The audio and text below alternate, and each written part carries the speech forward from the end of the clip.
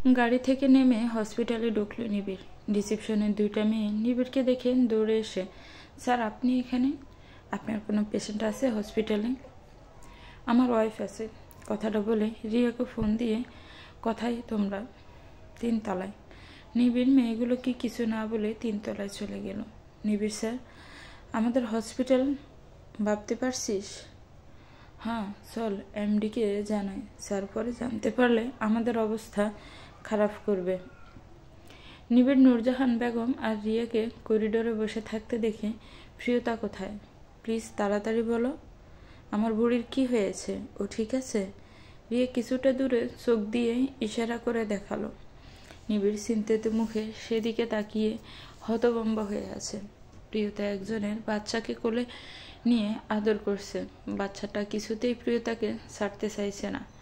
আর নিবিড় সেদিকে মুগ্ধ চোখে তাকিয়ে মুখে মিষ্টি হাসির রেখা ফুটিয়ে উঠেছে। এ মেয়ে যতই বড় হোক না কেন, বাচ্চা স্বভাবগুলো এখনো যায়নি। নিবিড় প্যান্টের পকেটে হাত দিয়ে দাঁড়িয়ে আছে, আর প্রিয়তা পিছনে ফিরে রিয়ার সাথে নিবিড়কে দেখে বাচ্চাটা কোলে নিয়েই এগিয়ে এসে, আপনি কখন এলেন? অনেকক্ষণ। আপনি কি করে জানলেন আমি হসপিটাল আছি? রিয়া ফোন করে বলেছে। বাচ্চাটাকার? ওই যে ওই একটা মেয়ে দাঁড়িয়ে আছে ওনার। কি মিষ্টি দেখতে, তাই না? সেটা তুমি বাচ্চা দেখানোর জন্য আমাকে ফোন করে এখানে নিয়ে এসেছো? প্রিয়তা, তুমি হসপিটাল শুনে আমার অবস্থা কি হয়েছিল তুমি জানো? আমার গুরুত্বপূর্ণ একটা মিটিং ক্যান্সেল করে আমি এখানে এসেছি। প্রিয়তা রিয়ার দিকে তাকিয়ে, তুই আমি জিজ্ঞেস না করে ওনাকে ফোন দিলি কেন? রিয়া অবাক হয়ে, কি বলিস আপু? এত বড় একটা খবর ভাইয়াকে বলবো না? নিবিড় রিয়ার দিকে তীক্ষ্ণ চোখে তাকিয়ে, কি হয়েছে ওর? খারাপ কিছু? নূরজাহান বেগম রিয়ার হাত ধরে, আমরা চল, ওরা দুজন কথা বলুক। বাবা তুমি প্রিয়তাকে নিয়ে বাড়ি এসো, আমি গিয়ে রান্না করব তোমার জন্য। নিবিড় কিছু বলার আগে নূরজাহান বেগম রিয়াকে নিয়ে চলে গেলেন। নিবিড় প্রিয়তার কোলের বাচ্চার মাকে ডেকে, এক্সকিউজ মি। জি বলুন। আপনার বাচ্চাটা নিয়ে যান, আমরা এখন বাড়ি যাব। প্রিয়তা ওনার বাচ্চাটা ওনাকে দাও। প্রিয়তা মন খারাপ করে বাচ্চাটাকে দিয়ে গাল ফুলিয়ে রেখেছে। নিবিড় বুঝতে পেরে, এখন বাড়ি চলো, তোমাকে ভাড়ি দিয়ে আমি অন্য একটা কাজে যাব। নিবিড় নিচতলায় এসে একটু অবাক হয়ে হসপিটালের এমডি নিবিড়ের জন্য অপেক্ষা করছে। নিবিড় আসতে, আপনি হসপিটাল আসবেন, আগে বলবেন না? No problem. আসলে আমার ওয়াইফ এসেছে, আমি নিজেও জানি না, ওকে নিতে এসেছি। ডাক্তার লাবিবে এসে, আপনার ওয়াইফ? কিন্তু ম্যাডাম আপনি তো টেস্ট করানোর সময় বলেননি আপনার হাজব্যান্ড নিবিড়। নিবিড় অবাক হয়ে, কিসের টেস্ট? প্রিয়তা তুমি তো এ ব্যাপারে আমায় কিছু বলোনি। লাবিবা মুচকি হেসে, অভিনন্দন স্যার। কিসের জন্য? কারণ ম্যাডাম মা হতে যাচ্ছেন। নিবিড় কিছুটা সময় স্তব্ধ থেকে প্রিয়তার দিকে তাকিয়ে আবার সামনে ফিরে, থ্যাংক ইউ। নিবিড় আর কথা না বাড়িয়ে হসপিটাল থেকে বেরিয়ে এসে গাড়িতে উঠে বসলো। প্রিয়তা চুপচাপ এসে পাশে বসতে নিবিড় ড্রাইভ করতে লাগলো। প্রিয়তা ভয়ে ভয়ে, আপনি কি আমার উপর রাগ করেছেন? নিবিড় চুপ। আপনি কি আমার সাথে কথা বলবেন না? নিবিড় তখনও চুপ। ঠিক আছে, আপনি যখন বেবি আসাতে খুশি হচ্ছেন না, তাহলে আপনি আমার সাথে আর যোগাযোগ করার দরকার নেই। আমি ভেবেছিলাম আপনি অনেক খুশি হবেন শুনে, কিন্তু না, আপনি আমার উপর রেগে আছেন। নিবিড় হঠাৎই ব্রেক কষিয়ে গাড়িটা থামাতে প্রিয়তা ভয় পেয়ে, কি করলেন এটা আপনি? একটুর জন্য তো অ্যাক্সিডেন্ট হয়ে যেত। নিবিড় কিছু না বলে প্রিয়তাকে গাড়ি থেকে নামিয়ে টেনে খোলা একটা মাঠে নিয়ে দাঁড় করালো। প্রিয়তা চারদিকে তাকিয়ে একটু ভয় পেয়ে গেল। চারপাশে তেমন একটা ভারী ঘর নেই। মাঠের দক্ষিণ পাশের কিনারায় বিল্ডিং কনস্ট্রাকশনের কাজ চলছে। নিবিড়ের দিকে তাকিয়ে খুব ভয় পেয়ে যায়। নিবিড় প্রিয়তাকে নিজের সামনে দাঁড় করিয়ে বড় বড় চোখ করে তাকিয়ে আছে।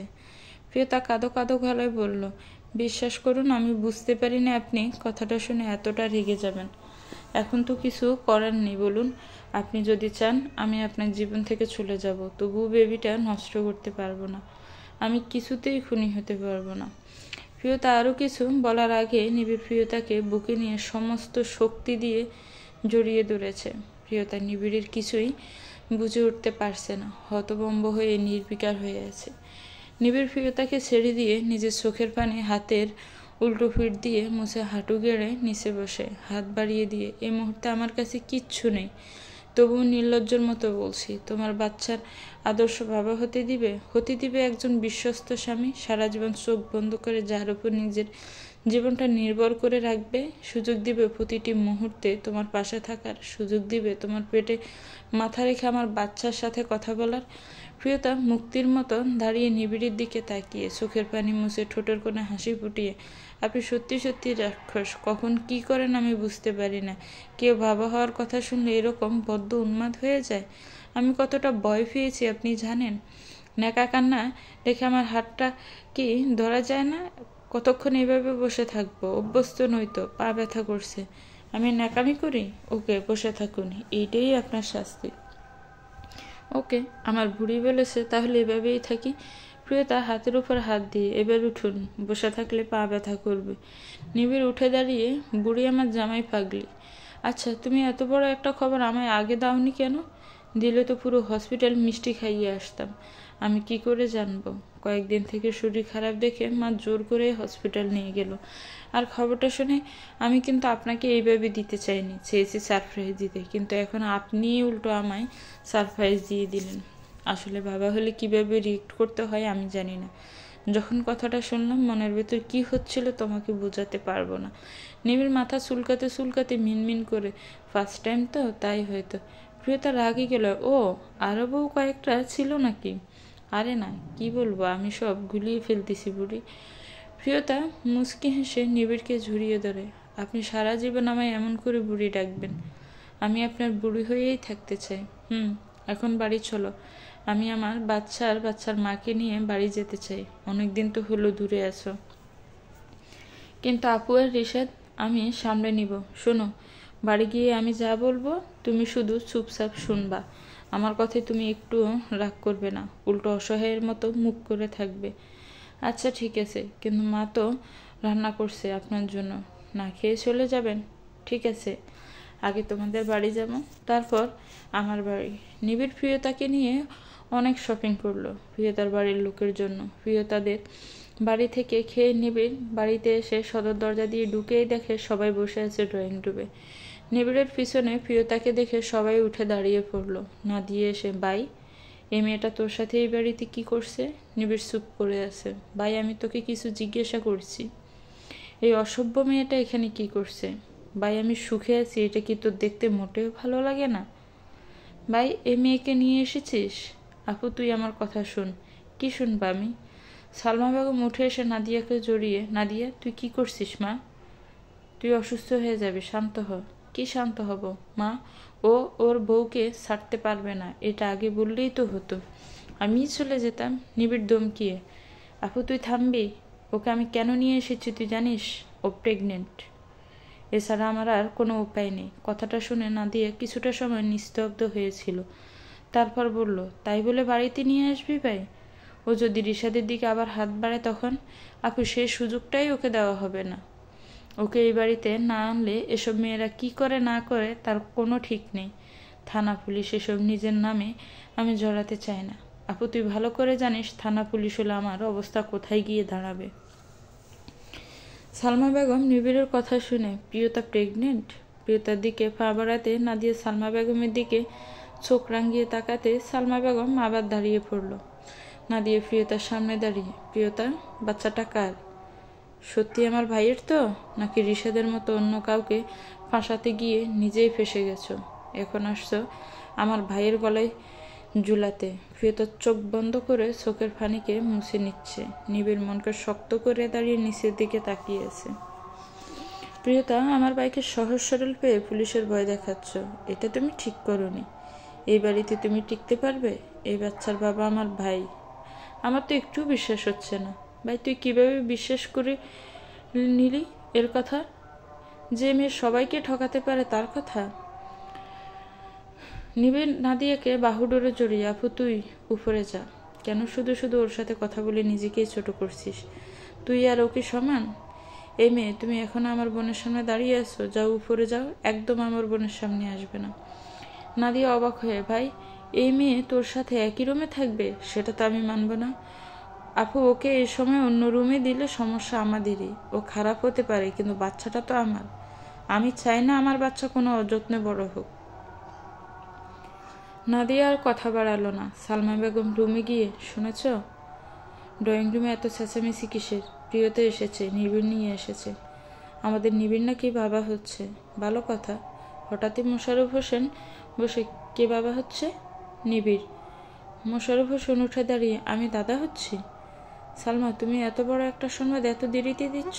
কোথায় আমার মেয়ে?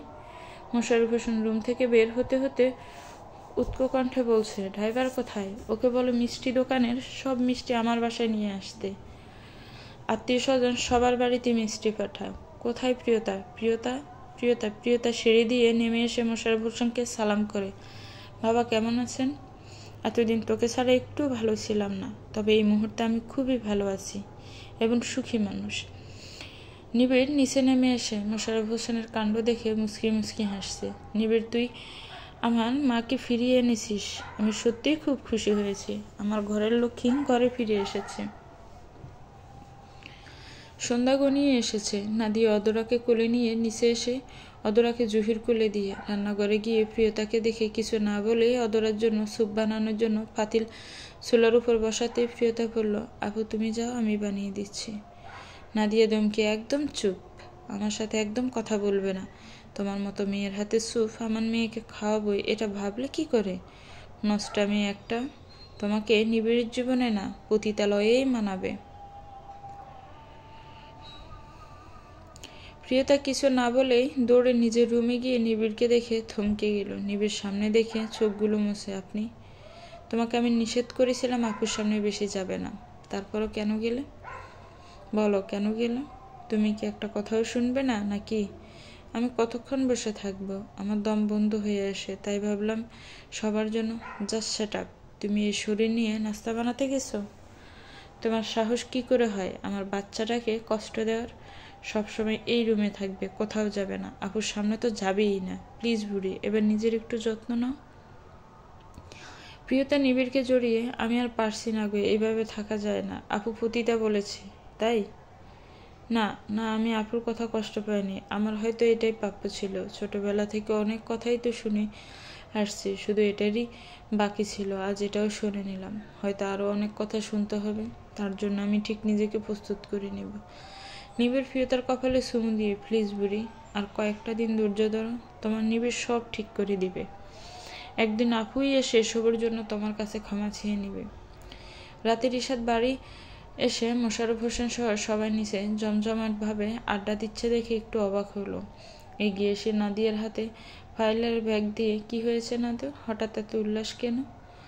নাদিয়া আস্তে করে বলল, হে মেয়েটা ফিরে এসেছে, তাও আবার নতুন নাটক নিয়ে। কিসের নাটক? ও নাকি প্রেগনেন্ট। হোয়াট? নাদিয়া তীক্ষ্ণ চোখে তাকাতে, না না না, মানে নাদু, এটা সত্যি নাকি নাটক? আমিও সেটা ভাবছি। আচ্ছা তুমি যাও, ফ্রেশ হয়ে নাও। রিশাদ রুমে গিয়ে, এটা কি করে সম্ভব? আমার সব প্ল্যান এইভাবে নষ্ট হয়ে যাবে? এই কয়েকটা দিন আমি যা যা করেছি তা সব বিফলে যাবে? না দিয়ে সে কি গো, এখনো ফ্রেশ হওনি? তুমি এবার কি বসে বসে ভাবছ? রিশাদ কিছু না বলে ওয়াশরুমে চলে গেল। সকালে ঘুম থেকে ঝুম বৃষ্টি হচ্ছে। নিবিড় অফিসে যায়নি। ঘুম থেকে উঠে ফ্রেশ হয়ে এসে ইজি চেয়ারে ল্যাপটপ নিয়ে বসে পড়েছে। প্রিয়তাকে রুম থেকে বের হতে দেখে আর চোখে তাকিয়ে, সিঁড়ি দিয়ে সাবধানে নেমো, তোমার তো আবার অভ্যাস খারাপ, হাঁটতেও হোঁচট খেয়ে পড়ো। প্রিয়তা কথাটা শুনে মুচকি হেসে বেরিয়ে গেল। রিশাদ অফিসে যাওয়ার জন্য রেডি হয়ে রুম থেকে বের হতেই প্রিয়তার সামনে পড়ল। প্রিয়তা না দেখার বান করে নিচের দিকে তাকিয়ে সিঁড়ি দিয়ে নেমে যেতে রিশাদ এদিক সেদিক তাকিয়ে, নতুন নাটকটা তো ভালোই চালিয়ে যাচ্ছ দেখছি। টিভি সিরিয়ালে কাজ করছো নাকি কখনো? প্রিয়তা কথাটা শুনেও উত্তর না দিয়ে আরেক সিঁড়ি পাম দিতে, প্রিয়তা তুমি যে আমাকে এত ভয় পাও আগে তো জানতাম না। আচ্ছা বাচ্চাটা কি সত্যি নিবিড়ের নাকি অন্য কারণ? প্রিয়তা কিছু বলতে পিছনে ফিরিয়ে দেখে রিশাদের পিছনে নিবিড় দাঁড়িয়ে আছে। নিবিড় মাথা নাড়ল কিছু না বলার জন্য। প্রিয়তাও কিছু না বলে নিচের দিকে নেমে গেল। নিবিড় পিছন থেকে এসে নিবিড়ের কাঁধে হাত দিতে রিশাদ চমকে ওঠে। পিছনে ফিরে তাকাতেই দেখেন নিবিড় গম্ভীর মুখে তাকিয়ে আছে। রিশাদ ঢোক গিলে কিছু বলবে? নিবিড়ের হাতে থাকা ফাইলটা এগিয়ে দে। এটা তোমার নেওয়ার কথা ছিল। ও সরি, আসলে আমি ভুলেই গিয়েছিলাম। নিবিড় হাতের কফির মগে চুমুক দিয়ে, মন যদি এদিক সেদিক থাকে তাহলে তো নিশ্চয়ই ভুল হয়। তো আমাদের নতুন কন্ট্রাকশনের খবর কি, যার জন্য সেদিন তুমি 50 লক্ষ টাকা নিয়েছো? রিশাদ টাইটা একটু নাড়িয়ে, আমি আছি তো, সব সামলে নিব। আমার ওপর কি তোমার ভরসা নেই? নিবিড় কিছুক্ষণ তাকিয়ে, আছে তো। না থাকলে আমার বোন কি এখনো তোমার কাছে থাকে? মানে? নিবিড় কফির মগটা রিশাদের হাতে ধরিয়ে রিশাদের টাই ঠিক করে দিয়ে, আজ পর্যন্ত এটাও শিখলে না? সমস্যা নেই, আমি আছি তো, এখন অনেক কিছুই শিখিয়ে দিব। বাহিরে বৃষ্টি হচ্ছে, সাবধানে যেও। বলা তো যায় না কোনো মেয়ে আবার এই বৃষ্টির সময়। নাদিয়াকে দেখে নিবিড় কথা ঘুরিয়ে, গুড মর্নিং। গুড মর্নিং ভাই। অফিসে যাবি না?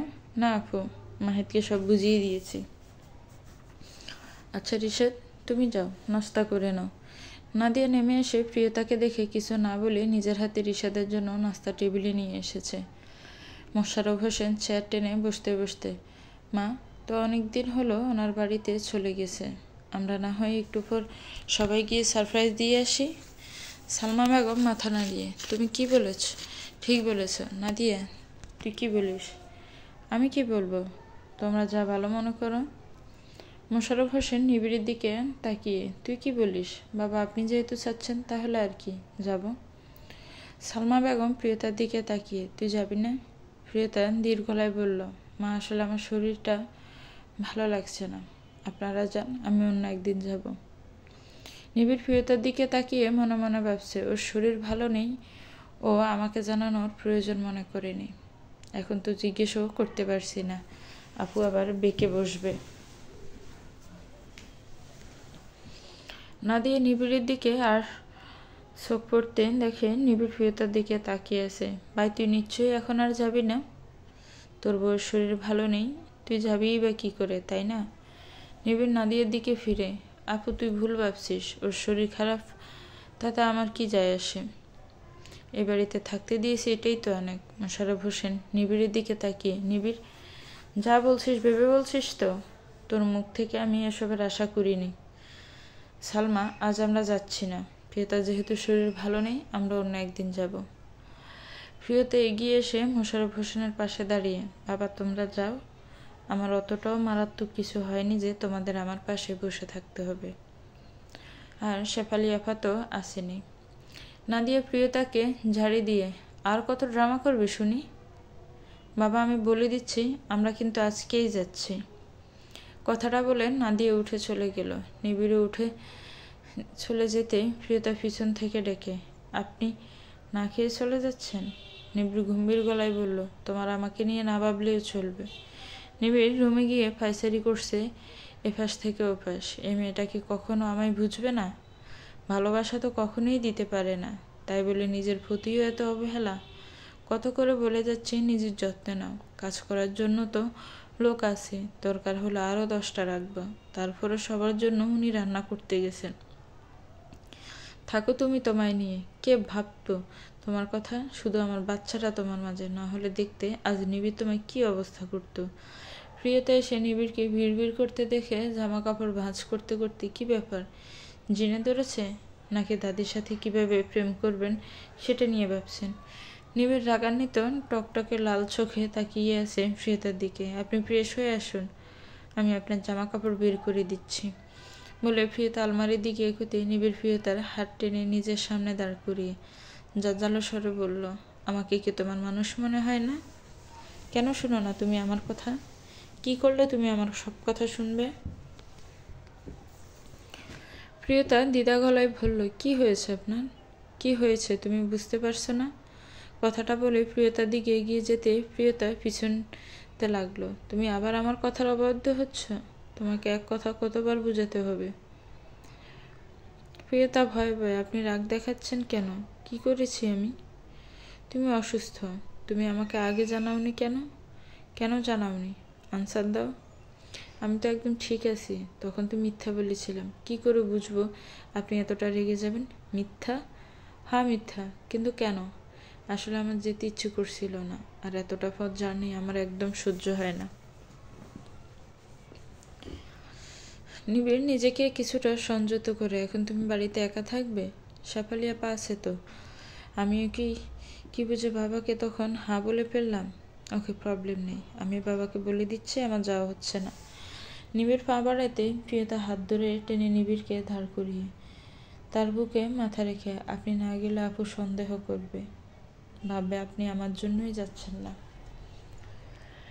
কিন্তু প্রিয়তা, ওই বাড়ি থেকে আজ আর আসা সম্ভব নয়। রাতে তুমি একা থাকবে কি করে? আমি পারবো, আপনি চিন্তা করবেন না, একটা রাতেরই তো ব্যাপার। নিবিড় প্রিয়তার কপালে চুমু দিয়ে, তোমার অনেক কষ্ট করতে হচ্ছে শুধু আমার জন্য, তাই না? আমার খুব ভয় হয়। কেন? ও তুমি বুঝবে না, আমি জানি। কি আপনার ভয় হয় যদি আমি আপনাকে ছেড়ে সত্যি চলে যাই? কথাটা বলতেও নিবিড় প্রিয়তার ঠোঁটে আঙ্গুল দিয়ে, এই কথা আর কখনো আমার সামনে বলবে না।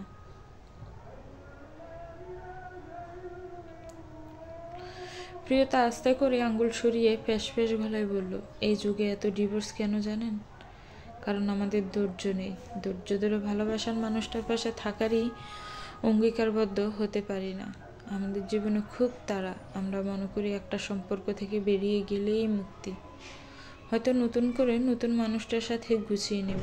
কিন্তু আমরা এটা ভাবি না, মানুষ ফেরেশতা নয়, ভুল ত্রুটি সবার মাঝেই আছে। মানুষ দূর থেকে কাউকে দেখলে মনে করে ওই দম্পতিটা খুব সুখে আছে, শান্তিতে আছে, কিন্তু আমি মনে করি কেউই শান্তিতে নেই। কারো জীবনে কিছু না কিছু দিয়ে অপূর্ণ আছে, দূর থেকে কিছু আন্দাজ করা যায় না। আপুর কথায় যদি আপনি আমাকে ছেড়ে চলে যায়, তাহলে সেটা আমার জীবনের সবচেয়ে বড় ভুল। আপুর জায়গা থাকলে আমিও করতাম। ইম্প্যাক্ট আমি তনুষার সাথেও করেছি, যখন আপনি আমায় অধিকার দেননি, কিন্তু তবুও আমি ছাড় দিইনি তনুষাকে। তেমনি আপুও তো রিশাদকে ভালোবাসে। আমি যদি আপনাকে তখন ভালো না বেসেও তনুষার সাথে খারাপ ব্যবহার দেখিয়েছি, তাহলে আপু তো কমই দেখাচ্ছে সেই জায়গায়। আপনি চিন্তা করবেন না, আমি আপুর কথায় যাব না। আমি গেলে যে রাক্ষসটার ভালোবাসা আর পাবো না। জানেন, মেয়েরা যদি সত্যিকারের ভালোবাসার স্বাদটা ঠিকমতো বুঝে যায়, তাহলে মৃত্যু পর্যন্ত সেই ভালোবাসার জন্য তিলে তিলে নিজেকে ধ্বংস করে দিতেও পারে, হাসতে হাসতে মরতেও পারে। তাই আমি চাই আপনাকে ভালোবেসে সারা জীবন কাটিয়ে দিতে। আপনাকে ছাড়া যেন আল্লাহ আমাকে একটা দিনও দুনিয়াতে না রাখে। নিবিড় মুগ্ধ চোখে প্রিয়তার দিকে তাকিয়ে কথাগুলো শুনছিল। এই মেয়েটা কিভাবে পারে সবাইকে এতটা বুঝে নিতে? মানুষ সত্যি কি এতটা ভালো হয়? হ্যাঁ হয়।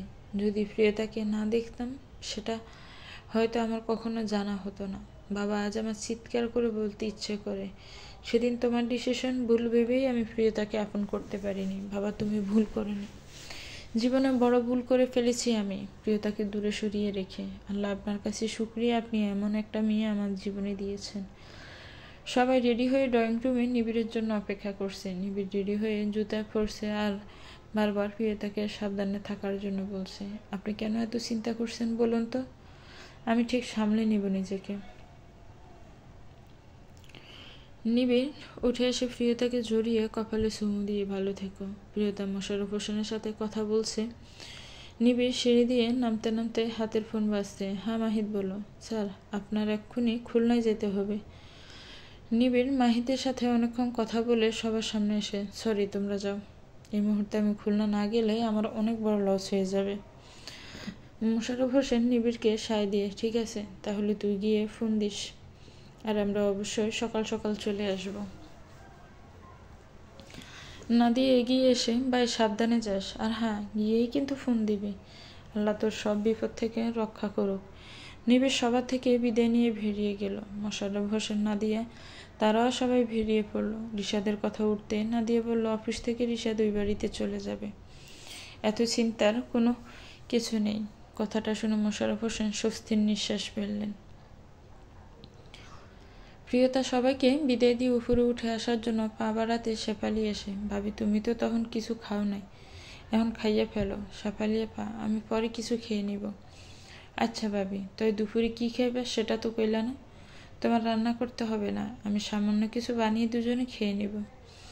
প্রিয়তা উপরে উঠে চলে গেল। নিবিড় কিছুটা পর যেতে মাহিত ফোন দিয়ে মিটিং ক্যান্সেল হয়ে গেছে জানাতেই নিবিড় আবার গাড়ি ঘুরিয়ে বাড়ির পথে রওনা হলো। রিশাদ অফিসে এসে সকালের কথা মনে হতে নাদিয়াকে ফোন দিল। নাদু, তোমরা চলে গেছো? হ্যাঁ রিশাদ, তুমিও অফিস শেষ করে চলে এসো। নাদু, আমি অবশ্যই আসব। নিবিড় যায়নি তোমাদের সাথে? না, ও তো খুলনায় গেছে 2 দিনের জন্য। আচ্ছা শোনো, এখানে নেটের খুব প্রবলেম, আমি রাখছি, তুমি তাড়াতাড়ি চলে এসো প্লিজ। নাদু, আমি অফিস শেষ করেই তাড়াতাড়ি আসছি। ফোন রেখে রিশাদ দীর্ঘশ্বাস ফেলে, প্রিয়মণি, আজ তোমার সাথে আমার বোঝাপড়াটা যে পাকাপাকিভাবেই করে নিতে হবে, এত বড় একটা সুযোগ এভাবে আসবে আমি ভাবতেই পারিনি। কথাটা বলেই রিশাদ অফিস থেকে বেরিয়ে গেল।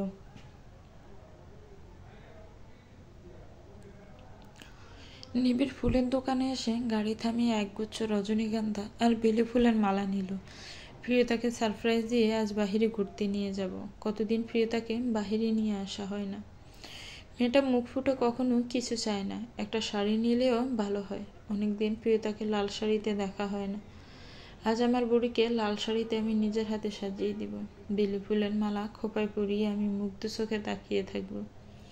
বিয়ের পর থেকে প্রিয়তার সাথে এই প্রথম একা একা সময়। আল্লাহ ভালোই করেছে মিটিংটা ক্যান্সেল করে। কলিং বেলের শব্দ শুনে শেফালি এসে দরজা খুলেই অবাক হয়ে, ভাইজান আপনি? বাসায় তো কেহ নেই। সমস্যা নেই, তুমি আমার জন্য 1 কাপ কফি বানাও, আমি উপর থেকে আসছি। আপনি উপরে যাইবেন কেন? উপরে ভাবি আছে, আপনার এখন যাওন যাইব না। তোমার সাহস কি করে হয় আমাকে এই কথা বলার? আমি আমার রুমে যাব, তাও কাজের লোকের অনুমতি নিয়ে। কথাটা বলেই রিশাদ শেফালির ফাঁস কেটে বাড়ির ভিতরে ঢুকে উপরে উঠে যাচ্ছে। প্রিয়তা রুম থেকে বেরিয়ে এসে শেফালি আপা, কলিং বেল বাজলো শুনলাম, কে এসেছে? প্রিয়তা কথাটা বলে রিশাদকে উপরে উঠে আসতে দেখে থমকে যায়। কিছুটা সময় তীক্ষ্ণ চোখে তাকিয়ে থেকে, তুমি বাড়িতে আপুর সাথে যাওনি? না, তোমাকে একা রেখে যেতে মোটেও ইচ্ছা করলো না, তো অফিস থেকে এখানেই আসলাম। কিন্তু তোমার তো এখানে আসার কথা নয়, আর আমি রান্নাও করিনি। এর চেয়ে ভালো তুমি এখান থেকে যাও, ওই বাড়িতে গিয়ে আপুকে সময় দাও। শেফালির নিচে দাঁড়িয়ে উপরে তাকিয়ে দেখছে শেফালির ইচ্ছে করছে কাঠ দিয়ে মাথাটা ফাটিয়ে দিতে। কত বড় সাহস নিবিড় ভাইজানের বউয়ের লগে অসভ্যতামি। শেফালির দিকে নজর পড়তে রিশাদ তাকিয়ে, তুমি দাঁড়িয়ে আছো কেন? বললাম না কফি বানাতে।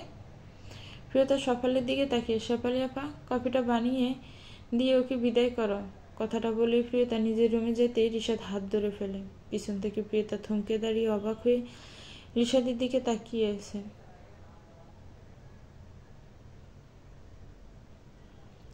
আমার কথা এখনো শেষ হয়নি প্রিয়তা। ঠিক আছে, কি বলবে বলো। তুমি কি সত্যিই প্রেগনেন্ট, নাকি আমাকে শোনানোর জন্য এসব কথা বলছো? রিশাদ, তোমার মতো এত নিচ মন মানসিকতা নিয়ে আমি থাকি না। কোনো মেয়ে তার মাতৃত্ব নিয়ে মিথ্যা বলে না।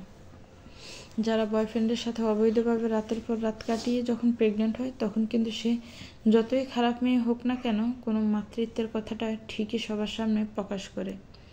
আর আমার সন্তান তো কোনো অবৈধ নয়, তাহলে লুকানোর তো কোনো মানেই আসে না। রিশাদ, প্রিয়তা, তুমি কেন বুঝতে চাইছো না আমাকে? আমি তোমাকে ভালোবাসি। তুমি প্রেগনেন্ট আমি কিছুতেই মানতে পারছি না। তুমি জানো নিবিড়কে বোকা বানিয়ে আমি কনস্ট্রাকশনের কাজের কথা বলে 50 লক্ষ টাকা নিয়েছি, আর সেই টাকা দিয়ে আমি ফ্ল্যাট কিনেছি। অবশ্য নাদুর থেকেও টাকা নিয়েছি অনেক। কথাটা শুনে প্রিয়তা ভ্রু কুঁচকে তাকিয়ে, তুমি এভাবে তাদের ঠকাচ্ছ? তুমি একদিন দেখবে এর শাস্তি তোমাকে পেতেই হবে, আর সেটা নিবিড় নিজে তোমাকে দিবে। রিশাদ অট্ট হাসি দিয়ে, তুমি ভুল বলছো। নিবিড় কিছু করার আগে আমি এখান থেকে চলে যাব তোমাকে নিয়ে। প্রিয়তা তাচ্ছিল্যের হাসি ফুটিয়ে, রিশাদ, তুমি যার দিকে হাত বাড়াতে চাইছো সে নিবিড়ের জান। তুমি কি ভাবছো নিবিড়? প্রিয়তা কথাটা এখানে বন্ধ করে মনে মনে ভাবছে, সত্যিটা বলা যাবে না। নিবিড় সব জানে, এটা জানলেও ও নিজেকে গুটিয়ে নিবে, তাহলে নিবিড়ের সব প্ল্যান বেঁচতে যাবে। রিশাদ মুখ প্রিয়তার দিকে তাকিয়ে, চুপ করে আছো কেন? নিবিড়ের কি? প্রিয়তা চুপ করে আছে দেখে রিশাদ একটু এগিয়ে এসে, প্রিয়তা প্লিজ তুমি আমার সাথে চলো। তোমার পেটে যে বাচ্চা আছে আমি সেটাও মেনে নিব। তোমার যা হয়ে যাক আমার তাতে কিচ্ছু যায় আসে না, তবুও আমি তোমাকে আমার করে পেতে চাই। কথাগুলো বলতে বলতে রিশাদ এগিয়ে আসছে আর প্রিয়তা পিছনে যাচ্ছে। প্রিয়তা তুমি কাছে এসো প্লিজ, তুমি দূরে যাচ্ছ কেন? রিশাদ তুমি আমার কাছে এগিয়ে আসবে না, আমি কিন্তু চিৎকার করব। প্রিয়তা তুমি কি পাগল? তুমি চিৎকার দিলে কেউ এগিয়ে আসবে না। আর শেফালি, তার সাহস এখনো হয়নি আমার সামনে দাঁড়িয়ে তোমাকে ছিনিয়ে নেওয়ার। নিবিড় সদর দরজা খোলা দেখে কপাল বাজ করে, দরজা খোলা কেন? গার্ডগুলো এই সময় বাড়ির ভিতরে যাবে না? তাহলে বাড়িতে কে আসছে? নিবিড় হাতে শপিং ব্যাগ আর ফুলগুলো নিয়ে বাড়ির ভিতর ঢুকে একটু এগিয়ে যেতে উপরের দিকে চোখ পড়ল।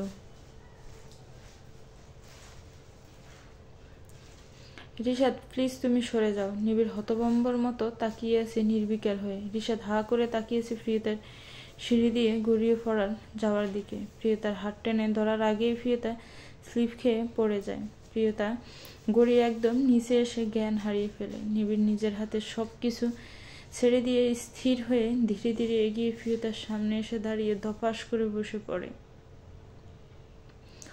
প্রিয়তার মাথা কোলে তুলে নিয়ে বুকের সাথে মিশে কতক্ষণ জড়িয়ে ধরে গালে হাত দিয়ে, প্রিয়তা প্রিয়তা তুমি আমার কথা শুনতে পাচ্ছ না? প্রিয়তা প্লিজ তুমি কথা বলো, দেখো আমি এসেছি। তোমার নিবিড় তোমার কাছে চলে এসেছে। প্রিয়তা নিথর হয়ে পড়ে আছে, কপাল ছুঁয়ে রক্ত বেরিয়ে নিবিড়ে শার্ট ভিজে যাচ্ছে। শেফালি দূরে এসে ছোট ভাইজান ভাবির কি হয়েছে? রিশাদও দূরে এসে ও পড়ে গেল কি করে? আমি তো খেয়াল করিনি। নিবিড় কারো কোনো উত্তর না দিয়ে মাহিদকে ফোন দিল অ্যাম্বুলেন্স পাঠানোর জন্য।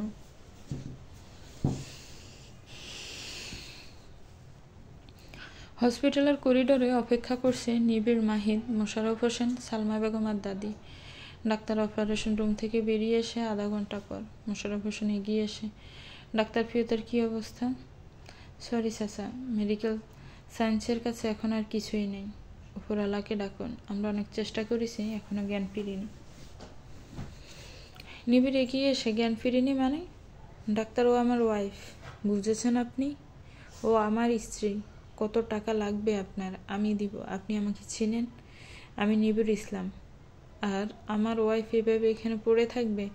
আপনি বলুন কত টাকা চাই আপনার? কথাগুলো চিৎকার দিয়ে ডাক্তারকে জাকিয়ে বলছি নিবিড়। ডাক্তার শান্ত গলায় নিবিড়কে বলল, দেখুন নিবিড় সাহেব, আমি জানি আপনার অনেক টাকা, কিন্তু সব তো টাকা দিয়ে হয় না।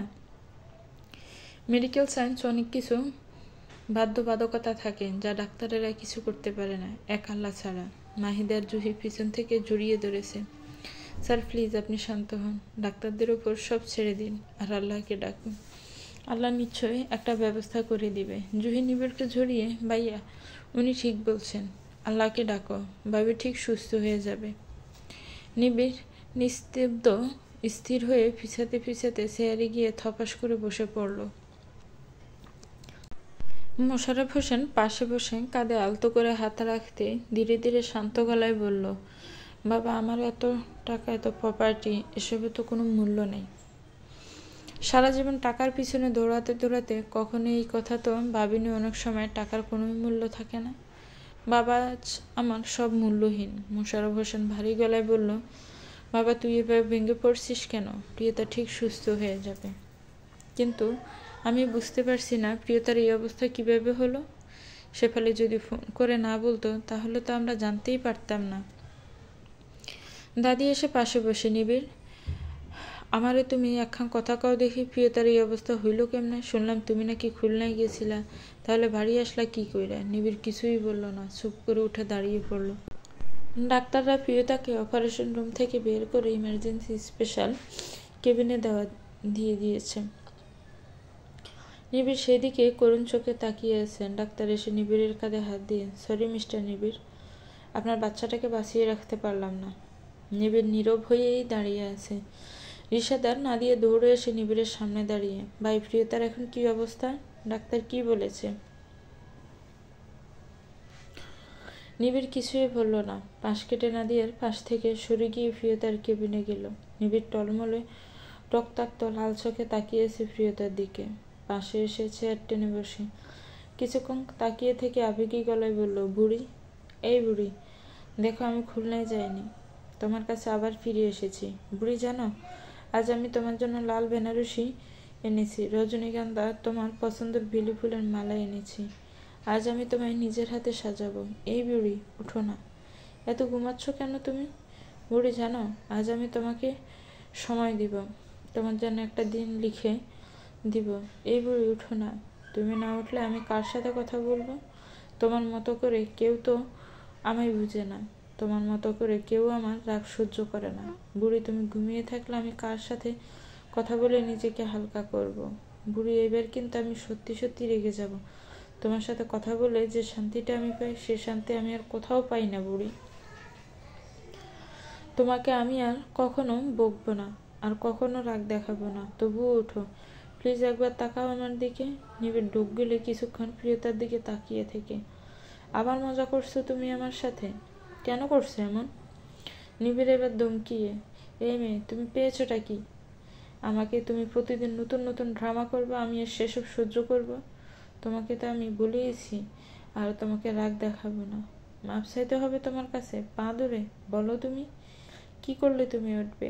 নিবিড় আবার চুপ হয়ে গেল। প্রিয়তার একটা হাত টেনে নিজে গালের সাথে ধরে চোখের পানি ছেড়ে, তুমি বলেছিলে না আমি তোমার জন্য কখনো কাঁদবো কিনা?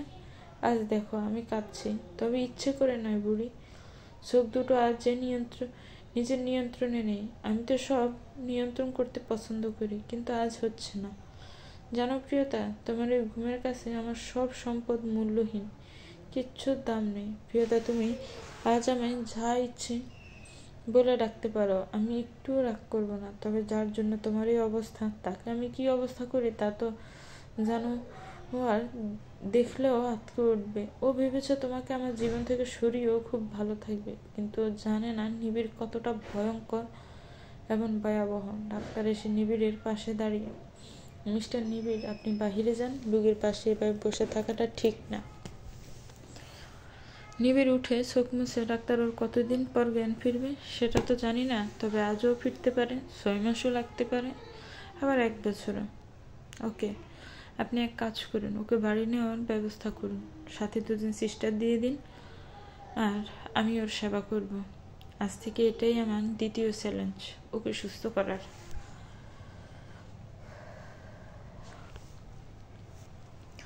প্রিয়তাকে নিয়ে সিস্টার আর ডাক্তাররা বেডে শুয়ে সদর দরজা দিয়ে ঢুকছে। প্রিয়তা আসতে সবাই এগিয়ে এসেছে। সালমা বেগম আর জুহি দুজনকে জড়িয়ে ধরে কাঁদছে। নাদিয়া ও প্রিয়তার নিহত দেহটির দিকে তাকালে যেন বুক কেঁপে ওঠে। রিশাদ চুপ হয়ে নাদিয়ার পাশে দাঁড়িয়ে প্রিয়তার আশার দিকে করুণ চোখে তাকিয়ে আছে। নিবিড় আর মাহিদ প্রিয়তার সাথে এসেছে। শেফালিও নিজের চোখ মুছছে। দাদি এগিয়ে এসে প্রিয়তার গাল ছুঁয়ে, মায়াডার হঠাৎ এমন হইবে ভাবতেও পারিনি। কেন হইল, কিসের জন্য হইল, কিছু জানি না। দেখ না দু, মাইয়াডারে কত নিষ্পাপ লাগতেছে, কত বকাবকি করছস মাইয়াডারে, আর এখন দেখ সবাই রে সাইডে চলে যাইতেছে। ডাক্তার নিবিড়ের দিকে তাকিয়ে, ওনাকে কোথায় রাখবেন? আপনার কোথায় আমরা রুগীকে নিয়ে এসেছি, না হলে এসব রুগী আইসিইউতেই থাকে ভালো। ওনার কিন্তু এখন স্পেশাল কেয়ার নিতে হবে। যতদিন না ওনার জ্ঞান না ফিরে, ততদিন ওনার দিকে নজর রাখতে হবে। আমরা বাড়িতেই সব ব্যবস্থা করে দিব। সালমা বেগম মুখ মুছে, তাহলে আমার রুমে দিন, আমি আমার মেয়ের সেবা করব। নিবিড় নিজেকে একটু সামলিয়ে, না, ওকে আমার রুমে দিন। মাহিদ, ম্যাডামকে উপরে নেওয়ার ব্যবস্থা করো। প্রিয়তাকে নিবিড়ের রুমেই দেওয়া হয়েছে। সবাই যে যার রুমে রেস্টে নিচ্ছে। সিস্টারদের নিবিড় শেফালিকে রুম দেখিয়ে দিতে বলে, আপনারা গিয়ে ফ্রেশ হয়ে নিন, আমি ওর পাশে আছি।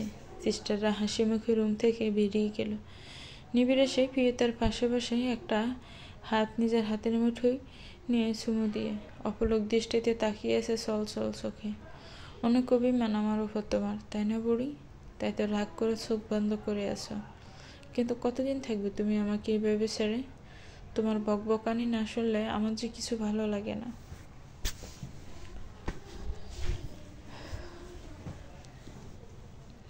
আসলে আমার জন্যই তো তোমার এই অবস্থা। কিন্তু বুড়ি, আমি কি করব বলো? বোনকে তো আমি ফেলে দিতে পারি না। মা চলে গেছে, বোন আমার সব ছিল। সে বোনটার ভাগ্য যে এত খারাপ হবে আমি কখনো ভাবিনি। ভেবেছিলাম ভালোবেসে বিয়ে করেছে, হয়তো সুখেই আছে, কিন্তু আমার বোন সুখে নেই জেনেও কিভাবে লোকটার সাথে বোনটাকে চলে যেতে দিই বলো? তাই তো সেদিন বোনকে যেতে দিইনি। দিয়েছি তোমাকে, এত কিছু করেও পারলাম না তোমাকে ভালো রাখতে, পারলাম না বোনকে। নিবিড় দীর্ঘশ্বাস ফেলে, তুমি রাগ করেই আমাকে ছেড়ে যেতে চাইছো তাই না? কিন্তু নিবিড় তোমায় যেতে দিবে না। আজ থেকে আমার নতুন চ্যালেঞ্জ, তোমাকে সুস্থ করার বুঝেছো তুমি? নাদিয়া আস্তে আস্তে এসে নিবিড়ের কাঁধে হালতো করে হাত রাখতে নিবিড় শান্ত গলায় বলল, আপু তুই চেয়েছিলি না ও এই বাড়ি থেকে চলে যাক? দেখ, ও সত্যিই আমার উপর অভিমান করে চলে যাচ্ছে। নিজে তো যাচ্ছে সাথে বাচ্চাটাকেও।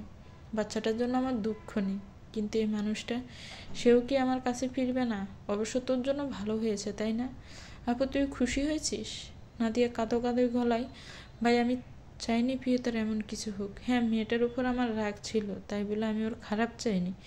নিবিড় কিচ্ছু বলল না, চুপ হয়ে উঠে চলে গেল চোখ মুছতে। প্রিয়তার মা আর রিয়া এসেছে।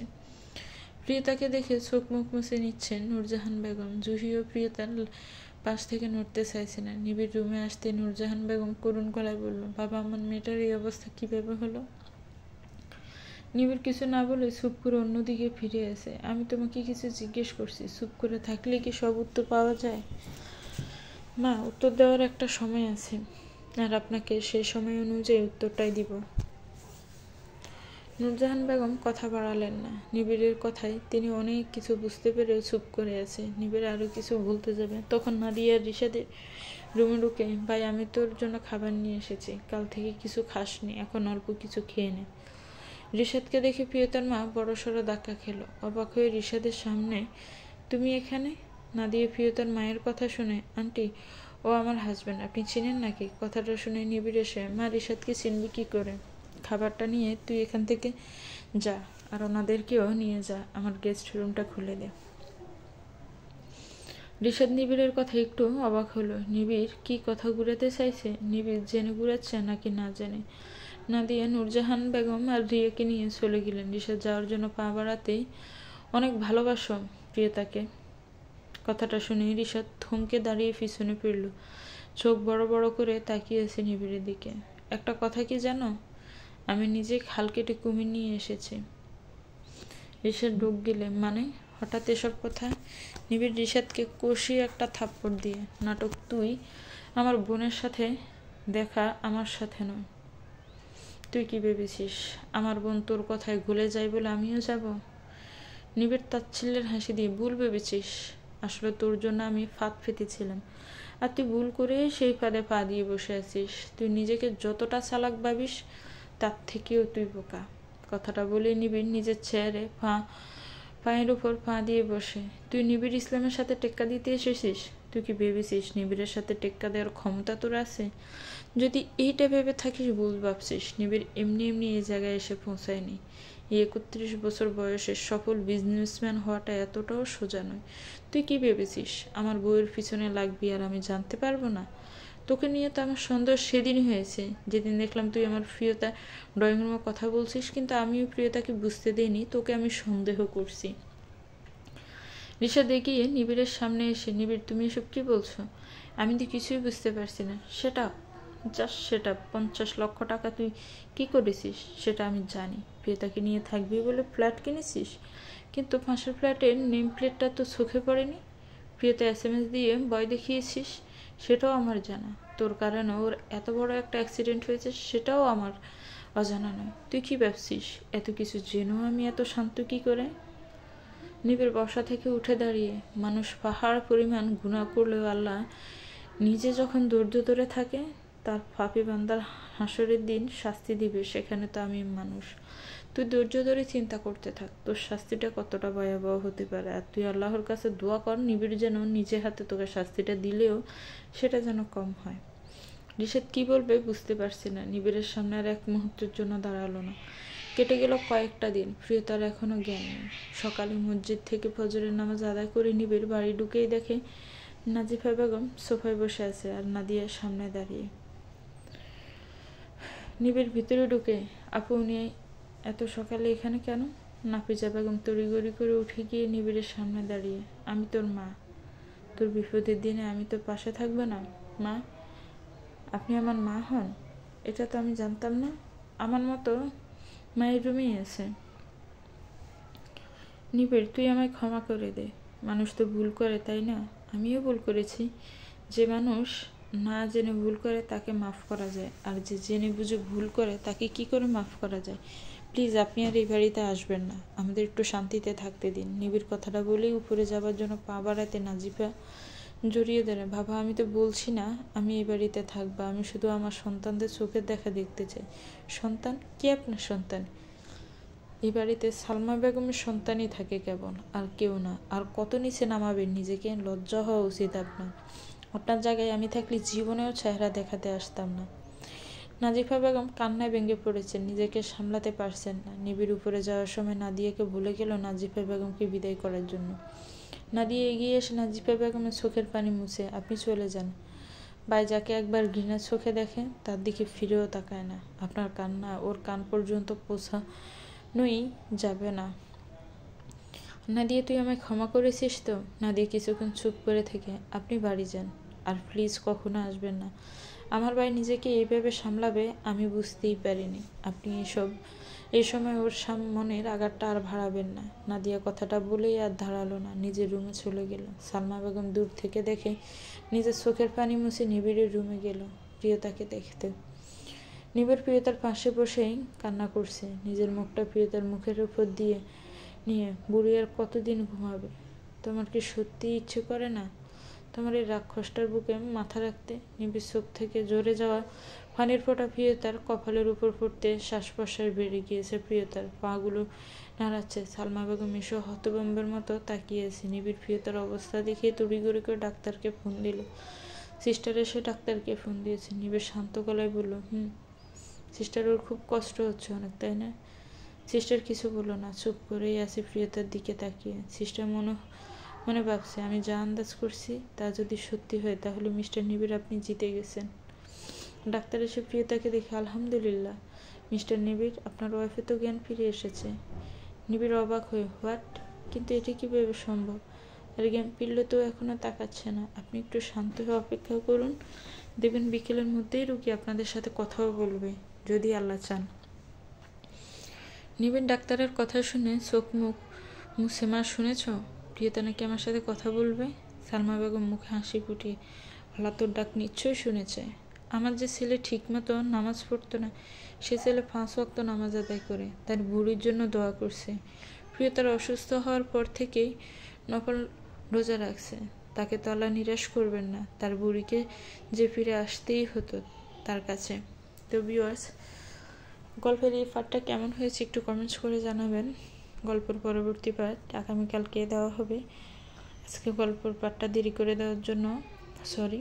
তো আমার চ্যানেলটাকে সাবস্ক্রাইব করবেন, যারা অলরেডি সাবস্ক্রাইব করেছেন তাদেরকে ধন্যবাদ। আল্লাহ হাফিজ।